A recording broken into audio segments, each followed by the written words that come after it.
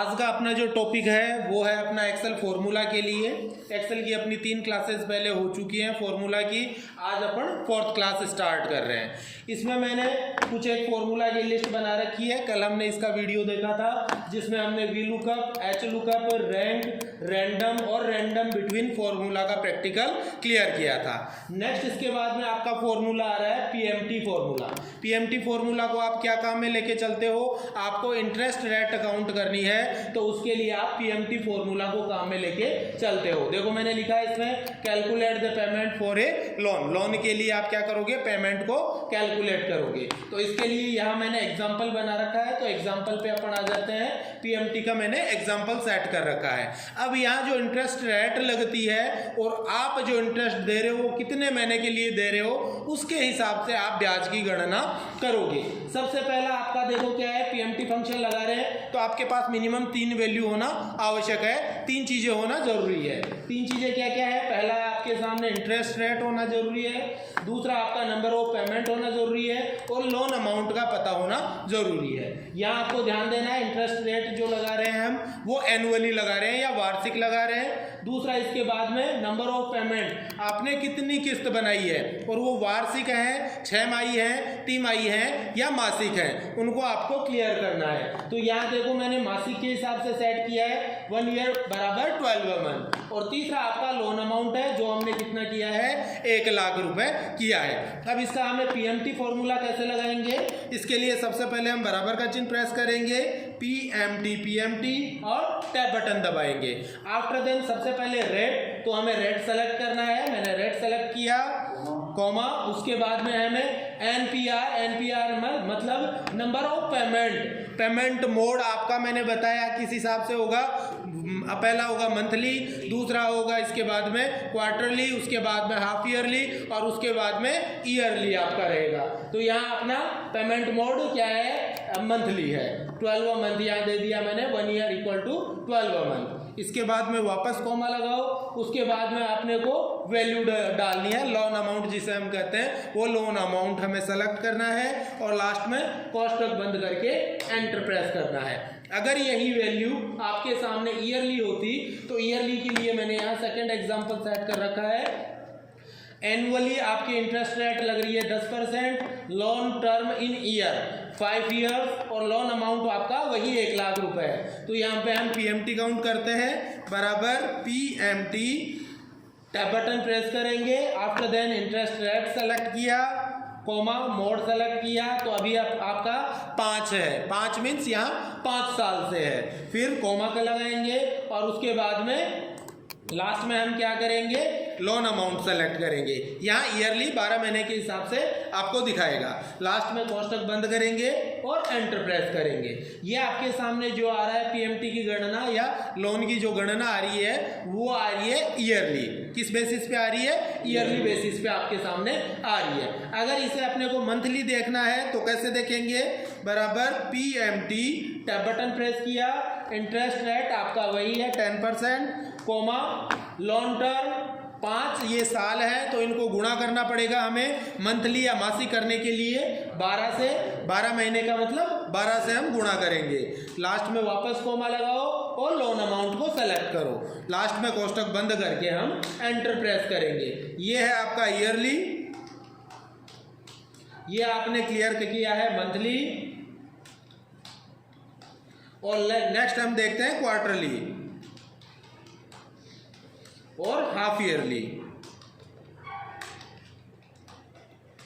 Okay, तो अभी हमने ईयरली निकाल लिया है, मंथली निकाल लिया है। अब हम निकालते हैं क्वार्टरली। क्वार्टरली के लिए बराबर पीएमटी, टैब बटन प्रेस किया, सबसे पहले इंटरेस्ट रेट सेलेक्ट किया, कॉमा, उसके बाद में अपनों को लोन टर्म क्लियर सेलेक्ट करना है और इसको अगर हमें क्वार्टरली निकालना है तो इसे हम गुणा करेंगे 4 से, क्योंकि एक साल में 4 क्वार्टर होते हैं। तो हमने किया है गुणा 4 से, फिर हम कोमा लगाएंगे और लास्ट में लोन अमाउंट सेलेक्ट करके कोष्ठक बंद करके एंटर प्रेस करेंगे। ये आपने क्वार्टरली ब्याज की गणना कर ली है। नेक्स्ट हम करते हैं हाफ ईयरली। ठीक है, बराबर पीएमटी, टैब बटन प्रेस किया, interest rate 10%, comma, term year 5 into 2 से करेंगे, क्योंकि एक साल में 2 आपके क्या हो गए, हाफ ईयर हो गए, या 6 माही हो गई। उसके बाद में वापस कोमा, लास्ट में हम लोन अमाउंट सेलेक्ट करेंगे, कोष्टक बंद करेंगे और एंटर प्रेस करेंगे। ये आपका हाफ ईयरली के हिसाब से अमाउंट आ गया है। तो हमने पीएमटी की गणना की, एक तो ईयरली की, एक मंथली की, एक क्वार्टरली की और एक हाफ ईयरली की। तो इस हिसाब से हम क्या करते हैं, पीएमटी निकालते हैं, पीएमटी फंक्शन को काम में लेते हैं। नेक्स्ट इसके बाद में आपका फंक्शन आता है पीएमटी के बाद में कॉन्कैटनेट के नाम से। कॉन्कैटनेट जो फॉर्मूला है ये काम में लिया जाता है एक से अधिक टेक्स्ट स्ट्रिंग को एक जगह जोड़ के लिखने के लिए। इसके लिए मैं एग्जांपल बताता हूं आपको, एग्जांपल्स में आ जाता हूं या एक नई सीट पे आ जाता हूं। यहाँ नई सीट के अंदर मैंने क्या किया है, एक और नई सीट ले लेते हैं। जैसे मैं यहाँ रिकॉर्ड टाइप कर रहा हूँ, सबसे पहले फर्स्ट नेम, फिर मिडिल नेम और लास्ट नेम, ये 3 मैंने यहाँ पे पॉइंट डाले हैं, टॉपिक डाले हैं। इनको मैं फॉर्मेट कर लेता हूँ, column wide, Autofit column wide, या फिर कॉलम वाइड में थोड़ी सी ज़्यादा बढ़ा लेता हूँ इनकी। और लास्ट में हमें यहाँ क्या चाहिए, जैसे फुल नेम चाहिए। जैसे कई बार हम फॉर्म्स वगैरह भरते हैं तो इस हिसाब से डिटेल आप लोगों के सामने आती है कि फर्स्ट नेम अलग भराया, मिडिल नेम अलग भराया, लास्ट नेम भराया और लास्ट में फुल नेम आपसे अलग से मांगते हैं। तो ये चीज़ हम कैसे निकालेंगे, ये चीज़ हम किससे क्लियर करेंगे, अपना कॉन्कैटनेट फॉर्मूला की सहायता से क्लियर करेंगे। तो अभी जैसे मैं ये निकाल के देखता हूँ किस हिसाब से निकालेंगे। सबसे पहले मैं जैसे फर्स्ट नेम भर रहा हूँ AMIT Amit, KUMAR Kumar, VERMA Verma. दूसरा दिया मैंने जैसे ROHIT KUSINGH Singh, JANGIR Jahangir. तीसरा मैं जैसे भर रहा हूँ ANNU अनु, KUMARI JAT जाट, ठीक है। फिर अगला दिया मैंने TANU, ठीक है, DEVI J, और क्या कौन सा बच रहा है बता दो भाई कोई, KUMAWAT कुमाऊत। ये जैसे कुछ एक बच्चों के नाम हमने टाइप किए हैं। टाइप करने के बाद में हमें इनका जैसे फुल नेम निकालना है, तो ऐसे में आप फॉर्मूला लगाओ, कॉन्कैटनेट के नाम से जो फॉर्मूला है वो आप काम में लेके चलोगे। तो सीट 2 पे मैं वापस आ जाता हूँ, फॉर्मूला लगा रहे हैं बराबर CON कॉन्कैटनेट। देखो कहाँ से आ गया, फर्स्ट वाला आपका फॉर्मूला आ गया है, आपको टैब बटन प्रेस करना है। अब आपको यहाँ ध्यान दो, टेक्स्ट फर्स्ट सेलेक्ट करो, फिर कोमा, फिर टेक्स्ट सेकंड सेलेक्ट करो, फिर कोमा, और फिर टेक्स्ट थर्ड सेलेक्ट करो। तो ये मैंने टेक्स्ट फर्स्ट सेलेक्ट किया, पहले ये दिखाना है, फिर कोमा लगाओ, फिर टेक्स्ट सेकंड सेलेक्ट करो, फिर कोमा लगाओ, फिर टेक्स्ट थर्ड सेलेक्ट करो। ऐसे अपने को जो जो टेक्स्ट आपको एक साथ जोड़ के दिखाने हैं वो टेक्स्ट सेलेक्ट करो, लास्ट में कोष्टक बंद करके एंटर प्रेस करो। देखो देखिए पूरा नाम क्या जुड़ गया, आ गया है क्या, टेक्स्ट स्ट्रिंग जुड़ गया, आ गया है। यहाँ थोड़ा सा आप ध्यान दो, जो लास्ट अपना नाम लिख रहे हैं, लास्ट के टेक्स्ट के उस नाम के लास्ट में आप क्या कर दो, एक एक स्पेस सेट कर दो। ऐसे में आपके नाम जो है, नाम के अंदर स्पेस लगा हुआ आ जाएगा। एक बार मैं फॉन्ट साइज थोड़ी बढ़ा देता हूँ। ओके, अभी ध्यान दो। दूसरा हम क्या करते हैं, मैंने क्या किया, इसे पकड़ा और पकड़ के इसे ड्रैग कर लिया है। देखो देखिए सबका निकल के आ गया है, क्या आ गया। तो ऐसे में आप लोग क्या करोगे, कॉन्कैटनेट फॉर्मूला को काम में लेके चलोगे। नेक्स्ट फॉर्मूला इसके बाद में आपका आ रहा है, कॉन्कैटनेट के बाद में लेफ्ट राइट फॉर्मूला। लेफ्ट और राइट फॉर्मूला क्या काम में लेता है, हम देखते हैं। लेफ्ट फॉर्मूला काम में लिया जाएगा, return the specified number of characters from the start of A text string. Text string आपके पास जो भी लिखी हुई है उसके शुरू के स्टार्टिंग के आप कितने अक्षर देखना चाहते हो, दिखाना चाहते हो, वो आप क्या करोगे, लेफ्ट फॉर्मूला की सहायता से दिखाओगे। और नेक्स्ट इसके बाद में राइट। राइट में क्या करेंगे, return the specified number of characters from the end of the text string. Text string के एंड यानी आखिर से आप कितने टेक्स्ट नंबर देखना चाहते हो वो आप राइट फॉर्मूला की सहायता से देखोगे। जैसे ये दोनों टेक्स्ट मैंने कॉपी कर लिए हैं, कंट्रोल C से कॉपी किया और सीट 2 में आके मैंने यहाँ क्या किया, इन्हें पेस्ट कर दिया है। एंटर बटन दबाया और पेस्ट हो गया। मर्जेंट सेंटर को एक बार मैं हटा देता हूँ, ठीक है, और इसमें जो स्टाइल फॉर्मेटिंग है इसे भी मैं क्लियर कर देता हूँ। Clear format. आपका बेसिक टेक्स्ट देखो लिखा हुआ आ गया है, इसे मैं थोड़ा सा बड़ी साइज में कर लेता हूँ और यहाँ पे अपन फॉर्मूला क्लियर करते हैं लेफ्ट, और यहाँ हम करते हैं RIGHT राइट। ये दोनों फॉर्मूला हम क्लियर करते हैं। अब लेफ्ट और राइट फॉर्मूला कैसे काम करेंगे देखना। सबसे पहले मैं काम में लेता हूँ लेफ्ट फॉर्मूला के लिए। तो लेफ्ट हम कैसे देखेंगे इसके लिए, अच्छा left and right, sorry okay. अब सबसे पहले बराबर का चिन्ह LEFT, लेफ्ट बटन दबाया और टैब बटन दबाएंगे, ठीक है। उसके बाद में आप कौन से टेक्स्ट को देखना चाह रहे हो, जैसे ये टेक्स्ट मैंने स्ट्रिंग सेलेक्ट की, उसके बाद में कोमा लगाओ, उसके बाद में नंबर ऑफ कैरेक्टर्स कि इस जो टेक्स्ट स्ट्रिंग है इसमें शुरुआत के कितने अक्षर आप देखना चाहते हो। फॉर एग्जाम्पल मेरे को जैसे 5 अक्षर देखने हैं, तो मैंने टाइप किया 5, कोष्टक को बंद किया और एंटर प्रेस किया।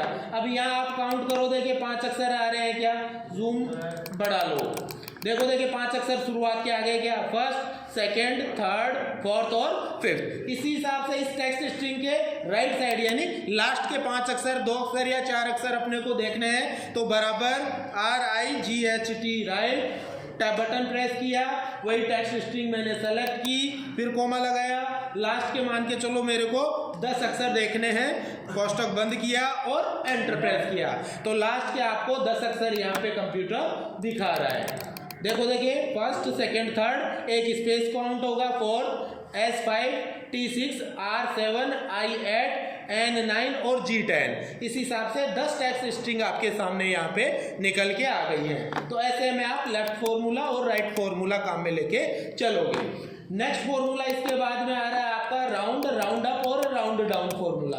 ये फॉर्मूला अपना किस में काम आएगा, कोई भी मैथमेटिकल वैल्यू जो दशमलव अंकों में आ रही है, जैसे अपने बिल बुक वगैरह होती हैं उसके अंदर क्या होता है कि जो अंक आते हैं वो दशमलव में जरूर आते हैं। भाई पैसे की गणना है वो दशमलव अंकों में आती है, तो उन दशमलव अंकों को पूर्णांक अंकों में बदलने के लिए आप राउंड अप और राउंड डाउन फॉर्मूला को काम में लेके चलोगे। अब हम कैसे फॉर्मूला लगाएंगे देखो, इसके लिए मैंने यहाँ पे राउंड के लिए एग्जांपल सेट कर रखा है और यहाँ हमने क्या कर रखा है, एक इनवॉइस तैयार कर रखी है। इनवॉइस में ध्यान दो, मैंने क्या किया है, जैसे ये कीबोर्ड की वैल्यू डाली है, ये कीबोर्ड की वैल्यू आ गई, ये माउस की वैल्यू आ गई, ये आपके सामने हार्ड डिस्क की वैल्यू आ गई, ये मॉनिटर की वैल्यू आ गई, लास्ट में इनको हमने टोटल किया है, GST और CGST और SGST हमने काउंट डाउन की है, लेस किया है उसमें कुछ %, और ये आपके सामने नेट वैल्यू आ गई है बिल की, कितनी आ रही है 34,979 रुपए और 18 पैसे आपके सामने आ रहे हैं। तो यहाँ आपका जो मान आ रहा है वो मान किस में आ रहा है, दशमलव अंकों में आ रहा है, और इस दशमलव अंक को हमें क्या करना है, पूर्णांक अंक में लिखना है। तो उसके लिए आप राउंड फॉर्मूला को काम में लोगे। अब राउंड के लिए मैंने 3 फॉर्मूला बताया है, पहला राउंड बताया है, दूसरा राउंड अप बताया है और तीसरा इसके बाद में राउंड डाउन के नाम से बताया है। राउंड फॉर्मूला क्या काम करेगा, तीनों में अंतर क्या है वो हम पहले क्लियर कर लेते हैं। राउंड जो फॉर्मूला है वो देखता है कि दशमलव अंक अगर 50 से ऊपर है तो ऐसे में ऊपर वाली वैल्यू लेके चलेगा, और दशमलव अंक अगर 50 से नीचे है तो ऐसे में नीचे वाली वैल्यू लेके चलेगा। अगर राउंड अप हम लेके चलते हैं तो दशमलव अंक चाहे 50 से ऊपर हो या नीचे हो वो ऊपर वाली पूर्णांक वैल्यू लेके चलेगा, और राउंड डाउन में क्या होगा, दशमलव अंक चाहे 50 से ऊपर हो या नीचे हो वो नीचे वाली पूर्णांक वैल्यू लेके चलेगा। तो ये हम यहाँ पे क्लियर करके देखते हैं। जैसे पहले से फॉर्मूला लगा है, इसे मैंने डिलीट कर दिया। सबसे पहले राउंड फॉर्मूला लगाते हैं, बराबर ROUND राउंड, और मैंने टैब बटन दबाया। इसके बाद में आपको उस नंबर को सेलेक्ट करना है जिसकी आपको पूर्णांक मान निकालना है, ठीक है। तो मैंने सेलेक्ट किया नेट वैल्यू को, उसके बाद में आपको कोमा दबाना है, कोमा के बाद में कंप्यूटर पूछ रहा है number of digits, it means दशमलव के बाद में आपको कितने अंक चाहिए। अगर हमें पूर्णांक वैल्यू चाहिए तो ऐसे में आप 0 दे के चलोगे, अगर आपको दशमलव में अंक चाहिए तो आपको कितने चाहिए, 1 संख्या चाहिए, 2 संख्या चाहिए, 3 संख्या चाहिए, 4 संख्या चाहिए, जितनी संख्या चाहिए वो संख्या आप यहाँ पे लिखोगे। मगर हमें पूर्णांक संख्या चाहिए तो ऐसे में आप यहाँ टाइप करोगे 0 और लास्ट में कोष्टक बंद करके एंटर प्रेस करेंगे। देखो देखिए दशमलव में 0 आ गई क्या संख्या। और यहाँ थोड़ा ध्यान देना है, नेट वैल्यू देखो 50 पैसे से कम है। थोड़ा जूम बढ़ा लेता हूँ।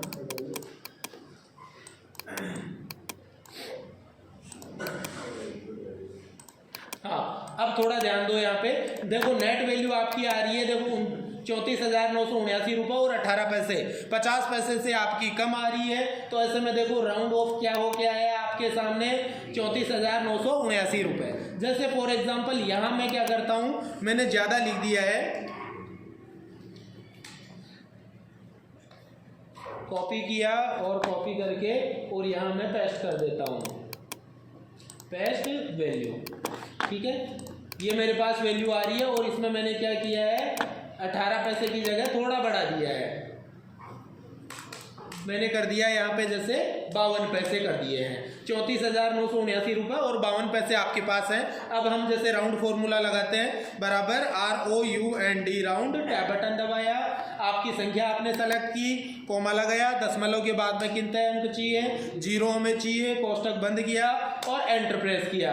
अभी आपको ध्यान देना है कि आपकी जो संख्या आ रही है वो क्या आ रही है, चेक करो। देखिए यहाँ आपके सामने देखो, देखिए 979 रुपये थे, 52 पैसे आपके 50 पैसे से ऊपर है, तो ऐसे में रैंडम जो फॉर्मूला है उसने 79 के 80 रुपये यहाँ पे कर दिए हैं। यानी कि अगर 50 पैसे से कम संख्या है तो ऐसे में नीचे वाले पूर्णांक मान आएगा, अगर 50 पैसे से ऊपर संख्या है तो ऐसे में ऊपर वाला पूर्णांक मान आपको दिखाता है। जबकि राउंड अप और राउंड डाउन जो है इसमें उल्टा काम है। राउंड अप में क्या होगा, दशमलव के बाद में चाहे कितनी भी अपनी संख्या आए, राउंड अप में मतलब है कि ऊपर वाली पूर्णांक वैल्यू वो लेके चलेगा कंप्यूटर। और राउंड डाउन में आपका दशमलव के बाद में कितने भी अंक आए, कौन सी वैल्यू लेके चलेगा, नीचे वाली वैल्यू लेके ही चलेगा। जैसे निकालते हैं हम इसका, बराबर ROUND UP अप और टैब बटन दबाया। इसके बाद में आपकी नेट वैल्यू को मैंने सेलेक्ट किया, कोमा लगाया, दशमलव के बाद में हमें 0 अंक चाहिए, कोष्टक बंद किया और एंटर प्रेस किया।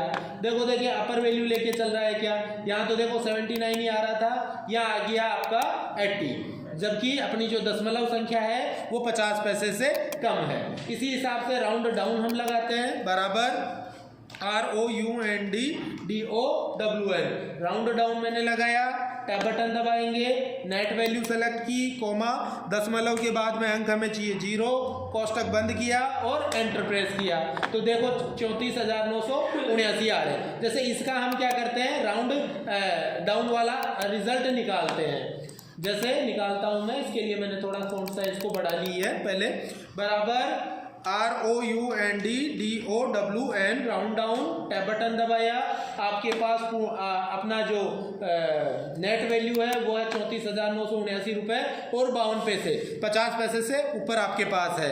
लास्ट में कोमा दबाया, पूर्णांक मान में चाहिए तो ऐसे में कोमा 0, कोष्टक बंद किया और एंटर प्रेस किया। देखो देखिए 52 पैसे को भी इसने क्या किया है, 979 ही रखा है। इट मीन्स राउंड डाउन में नीचे वाली पूर्णांक मान आएगा और राउंड अप में ऊपर वाला पूर्णांक मान वगैरह आएगा।